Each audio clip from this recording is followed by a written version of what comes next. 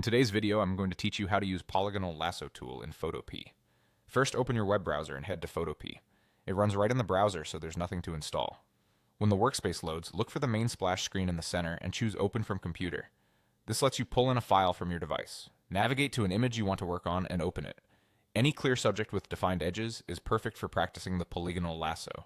With your image open, go to the toolbar on the left and find the Lasso tool icon. It might show the standard lasso by default. Right-click that icon to reveal the lasso options. From the small menu, choose Polygonal Lasso Select. This version is ideal for straight edges and angular shapes because it creates a selection by placing points and connecting them with straight lines.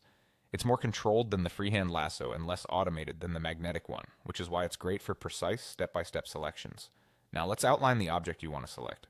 Click once to place your first point on the edge of the object.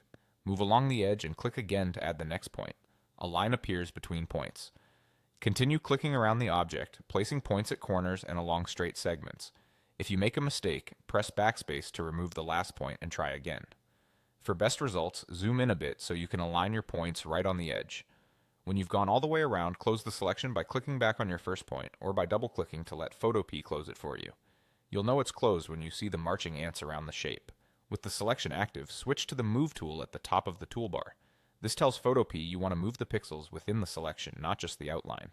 Click, hold, and drag the selected object to reposition it within the canvas. Only the contents inside the marching ants will move, leaving the rest of the layer untouched.